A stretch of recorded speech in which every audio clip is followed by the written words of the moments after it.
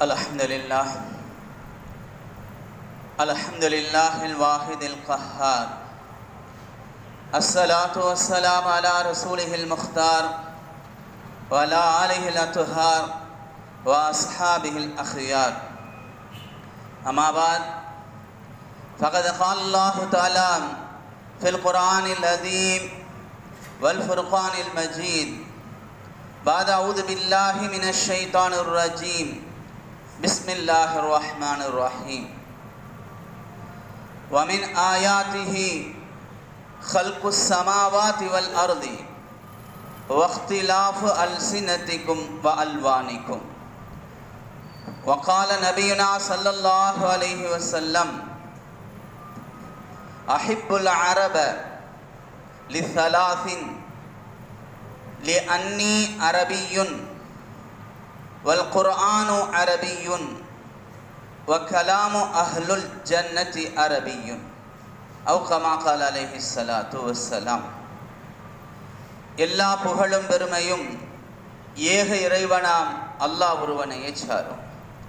சலாத்தும் சலாமும் அன்னலம் பெருமானார் முஹம்மது நபி ஸல்லல்லாஹு அலைஹி வஸல்லம் அவர்களின் மீதும் அவர்களை பின்பற்றி வழிவந்த உத்தம சத்திய சஹாபாக்கள் சஹாபிய பெண்மணிகள் தாபிகள் தபா தாபிகள், குறிப்பாக இந்த ஜும்மாவுடைய தொழுகையை நிறைவு செய்வதற்காக முன்னமே வருகை தந்து அமர்ந்திருக்கின்ற நம் அனைவர்களின் மீதும், நம்மை பெற்றெடுத்த பெற்றோர்கள், நாம் பெற்றெடுத்த பிள்ளை செல்வங்கள், நம் உற்றார் உறவினர்கள், நம்முடன் பிறந்த சகோதர சகோதரிகள், உலகத்தில் உண்டான அத்துணை முஸ்லிமான ஆண் பெண் அனைவர்களின் மீதும் அல்லாஹு தாலாவுடைய சலாத்தும் சலாமும் அன்பும் அருளும் என்றென்றும் நிலவட்டுமாக.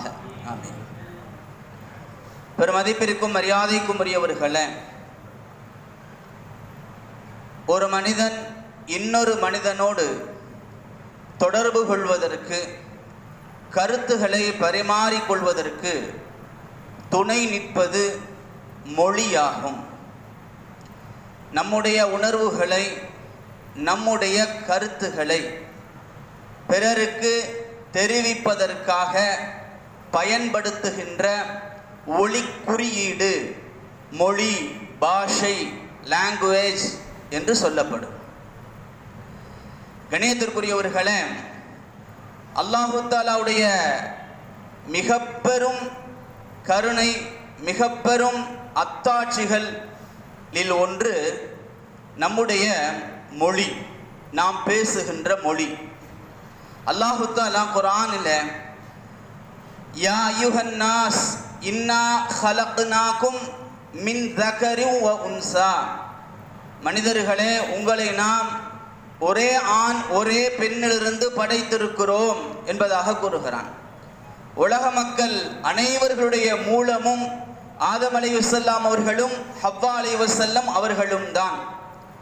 அப்படி இருந்தும் மனிதர்களை பல குழுக்களாக, பல பிரிவுகளாக பிரித்தது என்பது ஒருவரை ஒருவர் அறிந்து கொள்வதற்காகவும் தெரிந்து கொள்வதற்காக. வஜஅல்நாகும் ஷுஊபன் வ கபாயில லித்தஆரஃபு, உங்களை நாம் பல பிரிவுகளாக, பல குடும்பங்களாக, பல கோத்திரங்களாக நாம் ஆக்கி இருக்கிறோம். எதற்காக? லித்தஆரஃபு, உங்களை ஒருவர் ஒருவர் நீங்கள் அறிந்து கொள்வதற்காக. அதே போன்றுதான் பல மொழிகளை அல்லாஹு தஆலா இந்த உலகத்திலே உருவாக்கி இருப்பதும் அறிந்து கொள்வதற்காக, தெரிந்து கொள்வதற்காக.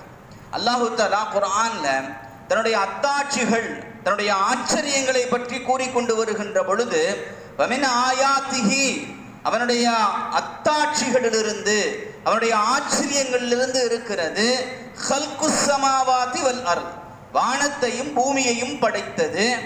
வக்திலாஃபு அல்சினத்திக்கும் வல்வானிக்கும், உங்களுடைய மொழிகள் மாறுபட்டிருப்பதும், உங்களுடைய நிறங்கள் மாறுபட்டிருப்பதும் அல்லாஹு தஆலாவுடைய அத்தாட்சிகளிலே உள்ளது என்பதாக அல்லாஹ் கூறுகிறான். கண்ணியத்திற்குரியவர்களே, குர்ஆனுடைய அந்த வார்த்தை வக்திலாஃபு அல்சினத்திக்கும், உங்களுடைய மொழிகள் மாறுபட்டிருப்பது என்பதற்கு இரண்டு விதமான கருத்துகள் சொல்லப்படுகிறது.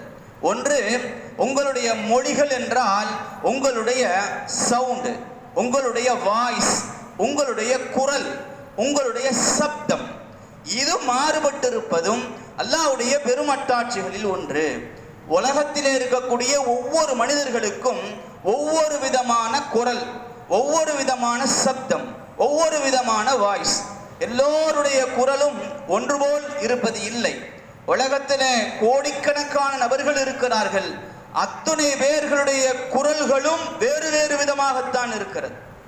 ஒரே மாதிரியான குரல்கள் அவர்களிடத்திலே இருப்பது இல்லை. மனிதர்களை நாம் அவருடைய குரல்களை வைத்தே கண்டுபிடித்துக் கொள்கிறோம். ஒரு மனிதனை பார்க்காமல் அவர் தூரத்திலிருந்து அல்லது மறைவிலிருந்து நம்மிடத்திலே பேசுகின்ற பொழுது நாம் இன்னார் என்று விளங்கிக் கொள்கிறோம். குரலை வைத்து, சப்தத்தை வைத்து மனிதர்களை தெரிந்து கொள்கிறோம். அதே போன்று தொலைபேசியிலே தொடர்பு கொள்ளுகின்ற பொழுதும் நம்மிடத்திலே அவர்களுக்கான பெயர் நம்முடைய மொபைலில் இடம்பெறாவிட்டாலும் கூட அந்த குரலை வைத்து இன்னார்தான் பேசுகிறார் என்பதை நாம் தெரிந்து கொள்கிறோம். ஆணுடைய குரல் வேறு மாதிரியாகவும் பெண்ணுடைய குரல் வேறு மாதிரியாகவும் இருப்பதும் ஆண் பெண் வித்தியாசத்தை நாம் உணர்ந்து கொள்வதற்காக வேண்டி குரலின் மூலமாக, சப்தத்தின் மூலமாக, அந்த வாய்ஸின் மூலமாக அறிந்தவர், அறியாதவர், தெரிந்தவர், தெரியாதவர் என்பதை வேறுபடுத்தி அறிந்து கொள்கிறோம். கணியத்திற்குரியவர்களே, நமக்கு பழக்கப்பட்ட குரலிலே ஏதாவது மாற்றம் இருந்தால் கூட நாம் ஏன் உங்களுடைய குரல் ஒரு மாதிரியாக இருக்கிறது, வேறு ஒருவர் போல் தெரிகிறதே என்பதாக கேட்டு விளங்கி தெரிந்து கொள்கிறோம். கணியத்திற்குரியவர்களே, இன்னும் சொல்ல போனால் சிறு குழந்தைகள், கை குழந்தைகள் தன்னுடைய பெற்றோர்கள், தன்னுடைய முக்கியமாக தாயுடைய குரலை வைத்து தன்னுடைய தாயை அறிந்து கொள்கிறது என்பதாகவும் கூறப்படுகிறது. அப்படி குரல் வித்தியாசப்படுவது அல்லாஹ்வுடைய அத்தாட்சிகளில் ஒன்று. இன்னொரு கருத்து வக்திலாஃபு அல்சினத்திக்கும் என்பதற்கு இன்னொரு கருத்து மொழிகள் மாறுபட்டிருப்பது. பல்வேறு விதமான மொழிகளை உலகம் முழுவதும் மனிதர்கள் பேசிக் கொண்டிருக்கிறார்கள். அந்த மொழிகளை அல்லாஹு தாலாவே உருவாக்கினான், அல்லாஹு தாலாவே படைத்தான், அவைகளை மாறுபட்டு படைத்திருக்கிறான் என்பதும் அல்லாஹ்வுடைய அத்தாட்சிகளிலே இருக்கிறது. இணையத்திற்குரியவர்களே, உலகத்திலே மொழிகள் என்பது பல வகையாக இருக்கிறது. முதலாவது இறைமொழி, இறைவனுடைய மொழி. அல்லாஹு தாலா தான் நாடிய விஷயங்களை மலக்குமார்களிடத்திலே பேசுவதற்கும், தான் நாடிய விஷயங்களை நபிமார்கள் ரசூல்மார்களுக்கு தெரிவிப்பதற்கும் வஹியின் மூலமாக பேசுகின்ற இறைவனுடைய மொழி. இணையத்திற்குரியவர்களே, மொழி என்பது மனிதன் பிறப்பதற்கு முன்னமே உருவாகிவிட்டது. ஆதம் அலைஹிஸ்ஸலாத்து வஸ்ஸலாம் அவர்களை படைப்பதற்கு முன்னமே அல்லாஹ் தஆலா மலக்குமார்களிடத்திலே வயிது கால ரப்புக லில் மலாயிகதி இன்னி ஜாயிலுன் ஃபில் அர்லி கலீஃபா, மலக்குமார்களிடத்திலே அல்லாஹ் சொன்னான், இன்னி ஜாயிலுன் ஃபில் அர்லி கலீஃபா, பூமியிலே என்னுடைய பிரதிநிதிகளை நான் உருவாக்க போகிறேன் என்று அல்லாஹ் தஆலா மலக்குமார்களிடத்திலே மனிதன் உருவாவதற்கு முன்பதாகவே பேசியிருக்கிறான். மனிதன் உருவாவதற்கு முன்பதாகவே மொழி பிறந்து விட்டது. அது இறைவனுடைய மொழி, இறைமொழி, மலக்குமார்களிடத்திலே பேசிய மொழி. கணியத்திற்குரியவர்களே, இரண்டாவதாக மழலையின் மொழி. பிறந்த குழந்தை பிறந்தவுடனே அழுகையை மொழியாக கொண்டு அது பிறக்கிறது. அந்த சப்தம் அழுகையினுடைய சப்தம் தான். ஆனால் அது என்ன சொல்கிறது என்பதை தாய் மிக அழகாக விளங்கிக் கொள்கிறார். எதற்காக வேண்டி இப்பொழுது அழுகிறது, இது இப்பொழுது பால் கேட்டு அழுகிறது என்பதை தாய் மிக அழகாக விளங்கிக் கொள்கிறாள். அது மழலையினுடைய மொழி. அது இப்பொழுது தூக்கத்திற்காக இந்த குழந்தை அழுகிறது, தாய் அழகாக அதை விளங்கிக் கொள்கிறாள். ஏதோ கடித்துக்காக இப்பொழுது குழந்தை அழுகிறது, வயிற்று வலிக்காக குழந்தை அழுகிறது. கண்ணியத்திற்குரியவர்களே, தாயை காணாது குழந்தை அழுகிறது. இவைகளை வேறுபடுத்தி மிக அழகாக மழலையின் மொழியை தாய் மிக அழகாக உணர்ந்து கொள்கிறாள். அது மழலையின் மொழி. கண்ணியத்திற்குரியவர்களே, மூன்றாவது இருக்கிறது மனிதர்கள் பேசக்கூடிய, சாதாரண எல்லா மனிதர்களும் பேசக்கூடிய மொழி. நான்காவது இருக்கிறது வாய் பேச முடியாதவர்கள், மாற்றுத்திறனாளிகளுடைய மொழி. வாய் பேச முடியாதவர்கள், காது கேட்காதவர்கள், கண் தெரியாதவர்கள், இவர்களுக்கான மொழி. இப்பொழுது வாய் பேச முடியாதவர் தனக்கு ஏற்படுகின்ற சிரமங்களை எப்படி வெளிப்படுத்துவார்? கண்ணியத்திற்குரியவர்களே, அவர்களுக்காக வேண்டிய சைகை மொழி என்கின்ற ஒரு மொழியை அல்லாஹு தஆலா அவர்களுக்காக ஏற்படுத்தி கொடுத்திருக்கிறான். அதன் மூலமாக அவருடைய கருத்துக்களை, அவருடைய உணர்வுகளை அவர்கள் பிரதிபலிக்கிறார்கள், மற்றவர்களிடத்திலே சொல்லி காட்டுகிறார்கள். இதுபோக பறவைகளின் மொழி, எறும்புகளின் மொழி, பறவைகளின் மொழியை நாம் சுலைமான் அலைஹிஸ்ஸலாம் அவர்களுக்கு கற்றுக் கொடுத்தோம் என்று அல்லாஹ் குர்ஆனிலே சொல்லுகிறான். பறவைகளுக்கென்று ஒரு மொழி இருக்கிறது.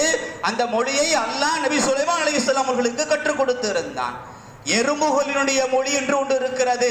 அந்த மொழியையும் நபி சுலைமான் அலைஹிஸ்ஸலாம் அவர்களுக்கு அல்லாஹ் கற்றுக் கொடுத்திருந்தான். காலத் நம்லத்தின் யா அய்யுஹன் நம்லு துகுலு மசாகினக்கும், எறும்புகளே உங்களுடைய கூடுகளுக்கு நீங்கள் சென்று விடுங்கள் என்று எறும்பு சொன்னதை நபி சுலைமான் அலைஹிஸ்ஸலாம் அவர்கள் விளங்கிக் கொண்டார்கள் என்று குர்ஆன் கூறுகிறது. அப்போ விலங்குகளுடைய மொழி என்று ஒன்று இருக்கிறது. அந்த மொழியை நபி சுலைமான் அலைஹிஸ்ஸலாம் அவர்களுக்கு அல்லாஹ் கற்றுக் கொடுத்திருந்தான். கண்ணியத்திற்குரியவர்களே, இவ்வாறு மொழிகள் என்பது பல வகைகளாக இருக்கிறது. இதுல மனிதன் பேசக்கூடிய மொழிகள் என்று நாம் எடுத்துக்கொள்வோமேயானால், ஒரு கருத்தின்படி உலகத்தில 10,000 மொழிகள் இருப்பதாக சொல்லப்படுகிறது.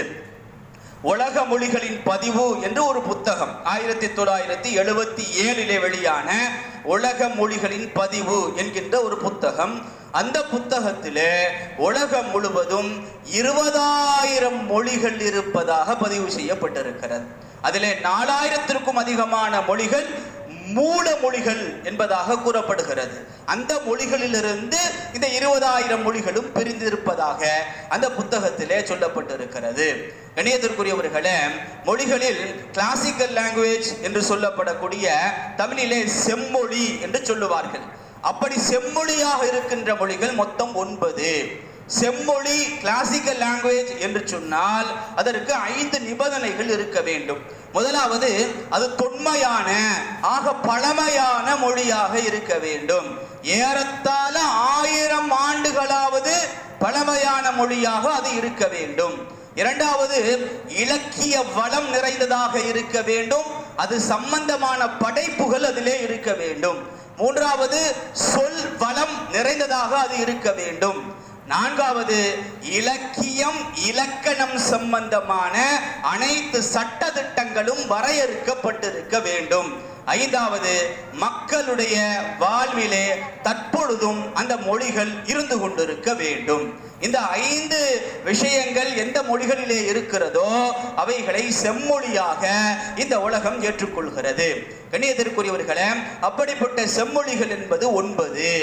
ஒன்று அரபி, இரண்டாவது பார்சி, மூன்றாவது லத்தீன், நான்காவது கிரேக்கம், ஐந்தாவது சீனம், ஆறாவது சமஸ்கிருதம், ஏழாவது எபிரேயம், எட்டாவது தமிழ், 9வது கன்னடம்.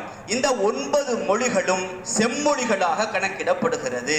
இணையத்திற்குரியவர்களே, இதிலே மகிழ்ச்சி பட வேண்டிய விஷயம் என்னவென்றால், நம்முடைய தாய்மொழியான தமிழும் நம்முடைய தீன் மொழியான அரபியும் செம்மொழியிலே இருக்கிறது. இணையத்திற்குரியவர்களே, நம்முடைய தாய்மொழியான தமிழும் நம்முடைய தீன் மொழியான அரபியும் செம்மொழியிலே கட்டுப்படுகிறது. இணையத்திற்குரியவர்களே, நாம் எப்படி நம்முடைய தமிழ் மொழியின் மீது பற்றோடு இருக்கிறோமோ, தமிழ் மொழியை பேசுவதற்கு, தமிழ் மொழியை படிப்பதற்கு, அது சம்பந்தமான விஷயங்களை அறிந்து கொள்வதற்கு ஆர்வப்படுகிறோமோ, அதை விடவும் பன்மடங்கு நம்முடைய தீன் மொழியான அரபியை பற்றியும், அதனுடைய வரலாறு பற்றியும், அதனுடைய சிறப்புகள் பற்றியும் அதை அறிந்து கொள்வதற்கான முயற்சியையும் நாம் கண்டிப்பாக நிச்சயமாக மேற்கொள்ள வேண்டும். இணையத்திற்குரியவர்களே, அரபி மொழி, அதனுடைய தொன்மை, அதனுடைய வரலாறு என்று எடுத்துக்கொள்வோமேயானால், நபி நூஹ் அலைஹிஸ்ஸலாத்து வஸ்ஸலாம் அவர்களுடைய மகன் சாம் அவர்களை அரபிகளில் முதன்மையானவர் என்பதாக சொல்லப்படுகிறது. ஆனாலும் அரபிகளில் முதன்மையானவர் சாம் என்றாலும் கூட அரபு மொழி என்பது அதை விடவும் முதன்மையானது என்பதாகவும் சொல்லப்படுகிறது. காரணம், ஆதம் அலைஹிஸ்ஸலாத்து வஸ்ஸலாம் அவர்கள் சொர்க்கத்திலே அரபி மொழி பேசினார்கள் என்பதாக ஒரு குறிப்பு காண கிடக்கிறது. அப்படியானால் அதை விடவும் தொன்மையான மொழியாக அரபு மொழி இருக்கிறது.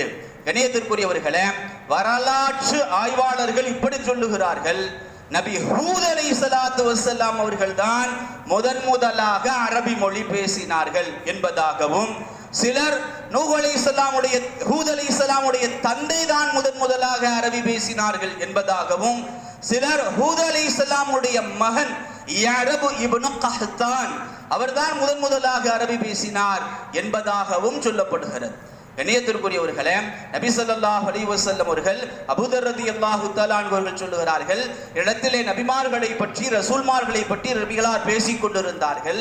அப்படி பேசிக் கொண்டிருக்கின்ற பொழுது சொன்னார்கள், மின்ஹுமுல் அரபு, நபிமார்களிலே 4 நபர்கள் அரபிகளை சார்ந்தவர்கள், அரபு பேசியவர்கள். 1 ஹூத், 2 சாலிஹ், 3 ஷுஐப், 4வது நபியுக்க யாபாதர், உம்முடைய நபியான நான் முஹம்மது ஸல்லல்லாஹு அலைஹி வஸல்லம். 4 நபிமார்கள் அரபி பேசக்கூடியவர்களாக இருந்தார்கள் என முஹம்மது ஸல்லல்லாஹு அலைஹி வஸல்லம் அவர்கள் கூறுகிறார்கள். அந்த அடிப்படையிலே நபி ஹூத் அலைஹிஸ்ஸலாம் அவர்களுக்கும் அரபிக்கும் மிக நெருங்கிய தொடர்பு இருக்கிறது. ஹூத் அலைஹிஸ்ஸலாமுடைய காலம் ஏறத்தாழ 4000 ஆண்டுகளுக்கு முன்பு இருந்த காலம். அப்படியானால் அரபி மொழி என்பது 4000 ஆண்டுகள் தொன்மையானது. கணியத்திற்குரியவர்களே, அவர்களை ஹூத் அலைஹிஸ்ஸலாமுடைய அந்த அரபியை கற்கால அரபி என்பதாக சொல்லுவார்கள். நபி இஸ்மாயில் அலைஹிஸ்ஸலாம் அவர்கள் தான் முதலாக அரபி பேசினார்கள் என்பதாகவும் சொல்லப்படுவது உண்டு. இன்னும் சொல்ல போனால் நபி இஸ்மாயில் அலைஹிஸ்ஸலாம் அவர்கள் அரபியை தெளிவாக இலக்கிய நயத்தோடு பேசியவர்கள் நபி இஸ்மாயில் அலைஹிஸ்ஸலாம் அவர்கள். எனவே இலக்கிய நயமாக தெளிவான அரபியாக முதலாக பேசியவர்கள் நபி இஸ்மாயில் அலைஹிஸ்ஸலாம் என்பதாகவும் சொல்லப்படுவதும் உண்டு. ஆக கற்கால அரபி நபி ஹூத் அலைஹிஸ்ஸலாம் அவர்களிடமிருந்தும் தெளிவான இலக்கிய நயமான தூய அரபி நபி இஸ்மாயில் அலைஹிஸ்ஸலாம் அவர்களிடமிருந்தும் உருவானது என்று நாம் எடுத்துக்கொள்ளலாம். இணையத்திற்குரியவர்களே, அரபி மொழியை பற்றி இப்பொழுது பேச வேண்டிய தேவை என்னவென்றால், டிசம்பர் 18 உலக அரபு மொழி தினம். இன்று டிசம்பர் 19, நேற்று டிசம்பர் 18. டிசம்பர் 18 யுனெஸ்கோ உலகம் முழுவதும் அரபி மொழி தினமாக அறிவித்து உலகம் முழுவதும் அரபி மொழியை பற்றி சிறப்புகளை பற்றி முழுவதுமாக எடுத்து சொல்லி கொண்டிருக்கிறது. காரணம், உலகத்திலே அதிகமான பேசப்படுகின்ற மொழிகளிலே அரபி மொழியும் ஒன்று. இணையத்திற்குரியவர்களே, அரபி மொழியினுடைய சிறப்புகள் என்று பார்ப்போமேயானால் மிக அதிகமான சிறப்புகள் இருக்கிறது. அதுல மிக முக்கியமான சிறப்பு, அரபு மொழி என்பது குர்ஆனுடைய மொழி, அரபு மொழி என்பது ஹதீஸினுடைய மொழி, அரபு மொழி என்பது மார்க்கத்தினுடைய மொழி, அரபு மொழி என்பது சொர்க்கத்தினுடைய மொழி. நபி ஸல்லல்லாஹு அலைஹி வஸல்லம் அவர்கள் அழகாக சொல்லுவார்கள், வஹிப்புல் அரப, அரபு மொழியை நேசியுங்கள், லிஸலாஹின், 3 காரணங்களுக்காக. பைஹக்கிலிருந்து ஹதீஸ் பதிவு செய்யப்படுகிறது. ஏனென்றால் லி அன்னி அரபியுன், நான் அரபி மொழி பேசக்கூடியவன். நபி ஸல்லல்லாஹு அலைஹி வஸல்லம் அவர்கள் சொல்கிறார்கள், நான் அரபி மொழி பேசக்கூடியவன். கணியத்திற்குரியவர்களே, உலகத்திலே அல்லாஹு தஆலா எல்லா மொழிகளுக்கும் ஒரு நபியை அனுப்பாமல் இருக்கவில்லை. குர்ஆன் சொல்லுகிறது, வமா அர்சல்னா மிர் ரசூலின் இல்லா பிலிசானி கௌமிஹி, உலகத்தில் இருக்கக்கூடிய எந்த மொழிக்கும் நாம் ஒரு நபியை, ஒரு தூதரை அனுப்பாமல் இருக்கவில்லை.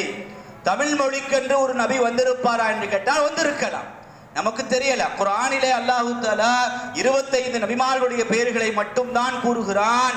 அதிலே அல்லாஹ் சொல்லிட்டு இப்படி சொல்லுவான், வருசுலன் கஸஸ்னாஹும் அலைக வருசுலன் லம் நக்ஸஸ் அலைக, சில ரசூல்மார்களை பற்றி உமக்கு நாம் தெரிவித்திருக்கிறோம், சில ரசூல்மார்களை பற்றி உமக்கு நாம் தெரிவிக்கவில்லை என்று நபி ஸல்லல்லாஹு அலைஹி வஸல்லம் அவர்களுக்கு அல்லாஹ் சொல்லுகிறான். நபிகளாருடைய ஒரு கணக்கின்படி 1,00,000 சொச்ச நபிமார்கள், 1,24,000 என்பதாக சொல்லப்படுவது சரியான ஹதீஸினுடைய ஆதாரம் அல்ல.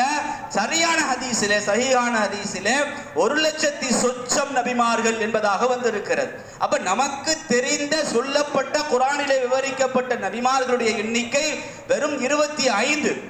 அப்ப இது போக பல்லாயிரக்கணக்கான நபிமார்களை பற்றி நமக்கு தெரியாது. அப்படியானால் உலகத்தில் இருக்கக்கூடிய அத்துணை மொழிகளுக்கும் அல்லாஹு தஆலா ஒரு நபியை அனுப்பி வைத்திருக்கிறான். அதுல தமிழ் மொழிக்கும் ஒரு நபி வந்திருப்பார். அது சம்பந்தமான விவரங்கள் குர்ஆனிலும் இல்லை, ஹதீஸிலும் இல்லை என்பதோடு நாம் நிறுத்திக் கொள்ள வேண்டும், வழங்கிக் கொள்ள வேண்டும். கண்ணியத்திற்குரியவர்களே, அப்படி அல்லாஹு தஆலா எல்லா மொழிகளுக்கும் ஒரு நபியை அனுப்பி இருக்க, நபி ஸல்லல்லாஹு அலைஹி வஸல்லம் அவர்களை இறுதி நபியாக ஒட்டுமொத்த உலகத்தார்களுக்கும் நபியாக அனுப்பி இருக்கிறான். அதுவும் அரபி மொழியிலே என்று சொன்னால் அரபி மொழியினுடைய மகத்துவத்தை நாம் விளங்கிக் கொள்ள வேண்டும். கண்ணியத்திற்குரியவர்களே, அந்த அடிப்படையில் அன்னி அரபியுன், நான் அரபி மொழியை சேர்ந்தவன் என ரசூலுல்லாஹி ஸல்லல்லாஹு அலைஹி வஸல்லம் சொல்லுவார்கள். இரண்டாவதாக வல் குர்ஆன் அரபியுன், குர்ஆன் அரபி மொழியிலே இருக்கிறது. வ கலாமு அஹ்லுல் ஜன்னதி அரபியுன், சொர்க்கவாசிகளுடைய மொழி அரபியிலே இருக்கிறது. எனவே நீங்கள் அரபு மொழியை நேசியுங்கள் என ரசூலுல்லாஹி ஸல்லல்லாஹு அலைஹி வஸல்லம் கூறுவார்கள். இணையத்திற்குரியவர்களே, நம்முடைய தீனிலே மார்க்கத்திலே எல்லாமே ஏறத்தாழ அரபி மொழியை சார்ந்ததுதான். இன்னும் சொல்ல போனால் நம்முடைய ஈமான், நம்முடைய அடிப்படையான வார்த்தை, நம்முடைய இஸ்லாத்தின் நுழைதல் என்பதே அரபியை முன்வைத்துதான். அஷ்ஹது அல்லா இலாஹ இல்லல்லாஹ் வ அஷ்ஹது அன்ன முஹம்மதர் ரசூலுல்லாஹ் என்கின்ற வார்த்தையையோ, லா இலாஹ இல்லல்லாஹ் முஹம்மதுர் ரசூலுல்லாஹ் என்கின்ற அந்த அரபி வார்த்தையோ வாயிலே மொழியாமல் இஸ்லாத்திற்குள் நுழையவே முடியாது. அப்ப ஆரம்ப வார்த்தை இஸ்லாத்தில் நுழைவதற்குண்டான மூல மந்திரம் அரபியில் தான் இருக்கிறது. நம்முடைய பெயர்கள், நம்முடைய தொழுகையுடைய பாங்கு, தொழுகையுடைய காமத், தொழுகையினுடைய ஆரம்பம் அல்லாஹு அக்பர் என்பது முதல் கொண்டு அதிலே ஓதப்படக்கூடிய அத்தனையும், நாம் கேட்கக்கூடிய துஆக்கள் அத்தனையும் அரபியை, அரபி மொழியை அடிப்படையாக கொண்டது. உமர் ரலியல்லாஹு தஆலா அன்ஹு சொல்லுவார்கள், தஅல்லமுல் அரப, அரபி மொழியை நீங்கள் கற்றுக்கொள்ளுங்கள். ஃபஇன்னஹா மின் தீனிக்கும், அது உங்களுடைய மார்க்கத்திலே உள்ளதுமா. ஃபஇன்னஹா மின் தீனிக்கும், அது உங்களுடைய மார்க்கத்திலே உள்ளது. அபூ அம்ர் இப்னு அலா ரஹ்மத்துல்லாஹி அலைஹி சொல்லுவார்கள், அரபு மொழி என்பதே தீன் தான்மா, அரபு மொழியே தீன் தான், அரபி மொழியே தீன் தான் என்பதாக சொல்லுவார்கள். கண்ணியத்திற்குரியவர்களே, அரபு மொழியை முழுவதுமாக கற்க வேண்டிய ஒரு கட்டாயம் ஒவ்வொரு இஸ்லாமியருக்கும் இருக்கிறது. அப்படி இல்லை என்றால் குறைந்தபட்சமாக குர்ஆன் ஓதுகின்ற அளவிற்காவது ஒவ்வொரு மூமினும், ஒவ்வொரு முஸ்லிமும் அரபி மொழியை கற்க வேண்டும்.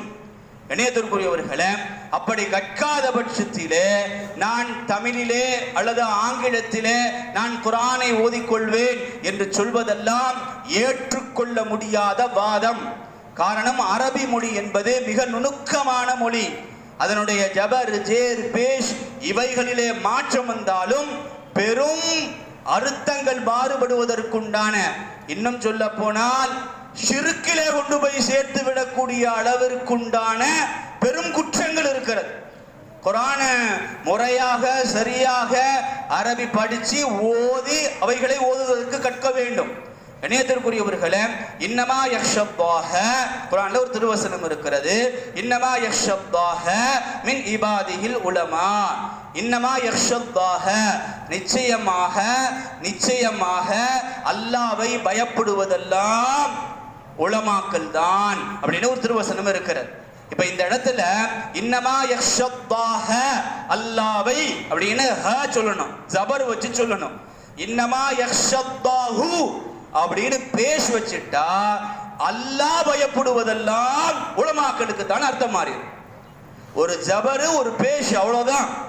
இன்னமா யக்ஷல்லாஹ அப்படின்னு சொன்னாதான் அல்லாஹ்வை பயப்படுவதெல்லாம் உலமாக்கள்னு வரும். இன்னமா யக்ஷல்லாஹு அப்படின்னு பேஷ் வச்சுட்டா அல்லாஹ் பயப்படுவதெல்லாம் உலமாக்களுக்கு தான். எவ்வளவு ஒரு முரண்பாடான அர்த்தம், எவ்வளவு ஒரு ஷிர்கான அர்த்தம். அல்லாஹ்வை பயப்படக்கூடியவனாக நாம் மாற்றி விடுகிறோம் ஒரு ஜபர் ஒரு பேஷில். அதே மாதிரி இன்னல்லாஹ பரீஉம் மினல் முஷ்ரிகீன அப்படின்னு ஒரு வசனம் இருக்கிறது. நிச்சயமாக அல்லாஹ் தஆலா முஷ்ரிக்கீன்களை விட்டும் நீங்கி விடுகிறான். முஷ்ரிக்கீன்களை அல்லாஹ் கண்டுக்க மாட்டான், நீங்கி விடுகிறான் அர்த்தம். அவர்களை விட்டு அல்லாஹ் நீங்கி விட்டான் அர்த்தம். பரீஉம் மினல் முஷ்ரிகீன. அடுத்து வரசூலுஹு அப்படின்னு ஒரு வார்த்தை இருக்கு. இத சரியா வரசூலுஹுன்னு படிக்கணும். அல்லாஹ்வும் அல்லாஹ்வுடைய தூதரும் நீங்கி விட்டார்கள் அப்படின்னு அர்த்தம். இதே ஒருவர் இன்னல்லாஹ பரீஉம் மினல் முஷ்ரிகீன வ ரசூலிஹி அப்படின்னு படிச்சிட்டாருன்னு சொன்னா, அந்த லாமுக்கு பேஷ் வைக்காம ஜேர் வச்சிட்டாருன்னு சொன்னா, அல்லாஹ் தஆலா முஷ்ரிக்கீன்களை விட்டும் நீங்கி விடுகிறான், அவருடைய தூதரை விட்டும் நீங்கி விடுகிறான். அல்லாஹ் பாதுகாக்கணும். மிகப்பெரிய அனத்தரமான மிகப்பெரிய தவறான ஒரு அர்த்தம் வைக்கக்கூடிய அளவிற்கு போயிடும். அதனால குர்ஆனை முழுமையாக தெரிந்து கொள்வதற்காக வேண்டியாவது, குர்ஆனை ஓதுவதற்காக வேண்டியாவது அடிப்படையான அரபி மொழியை கண்டிப்பாக தெரிய வேண்டும்.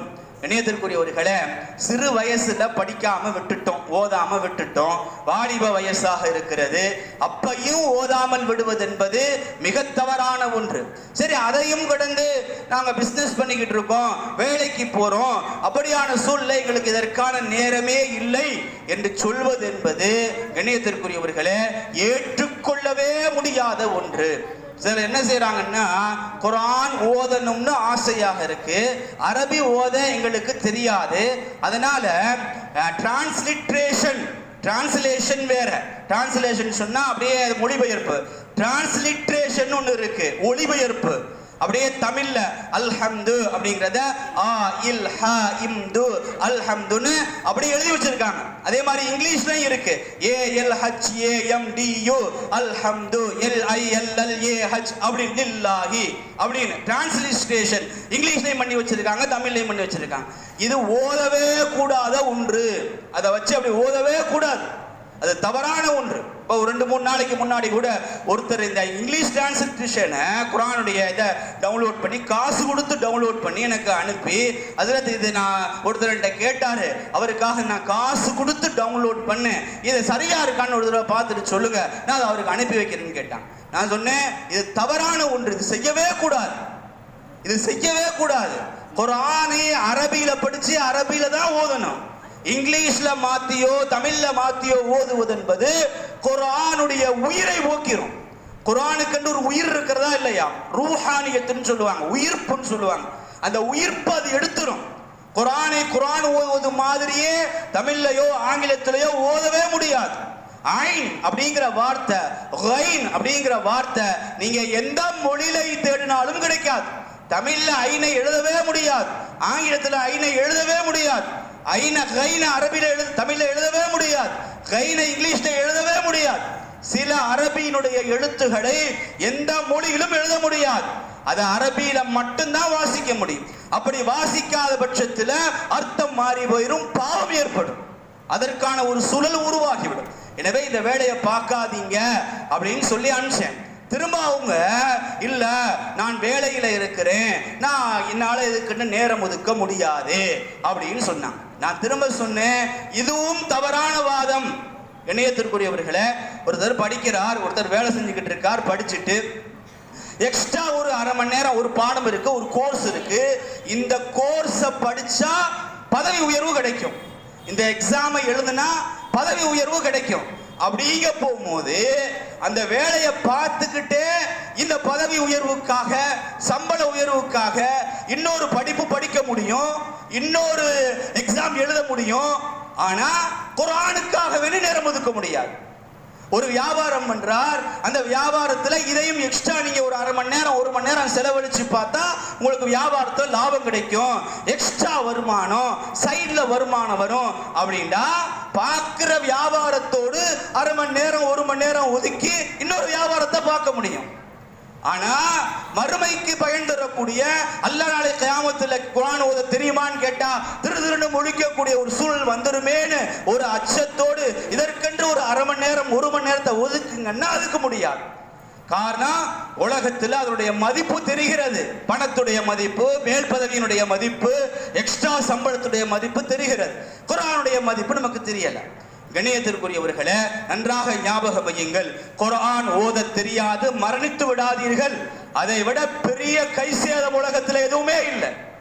அதனால எவ்வளவு வயதாக இருந்தாலும் எவ்வளவு வயது போயிருந்தாலும் அதற்கென்று ஒரு அரை மணி நேரம், அதற்கென்று ஒரு 3/4 மணி நேரம், அட்லீஸ்ட் ஒரு 10 நிமிஷம் ஒதுக்குங்க ஒரு நாளைக்கு. கொஞ்சம் கொஞ்சமா அரபியை தெரிந்து கொள்ளக்கூடிய ஒரு அற்புதமான வாய்ப்பு கிடைக்கும். தவற விட்டு விடாதீர்கள். கண்ணியத்திற்குரியவர்களே, உலகம் முழுவதும் அரபு தினம் கொண்டாடப்படுகின்ற இந்த வேளையிலே முஸ்லிம் ஆகிய மூமின்களாகிய நாம் அரபிகளை, அரபு மொழியை நேசிக்க வேண்டும். நம்முடைய தாய்மொழி தமிழ் மொழியை எப்படி நேசிக்கிறோமோ அதே போன்று நம்முடைய அரபி மொழியையும் நாம் நேசிக்க வேண்டும், அதை கற்றுக்கொள்ள வேண்டும். அதன் மூலமாக குர்ஆனை ஓதி சொர்க்கத்திலே சென்று அதே அரபி மொழியிலே பேசக்கூடிய பாக்கியத்தையும் வாய்ப்பையும் அல்லாஹு தஆலா தர வேண்டும். வாஹிரு தஅவானா அனில் ஹம்துலில்லாஹி ரப்பில் ஆலமீன்.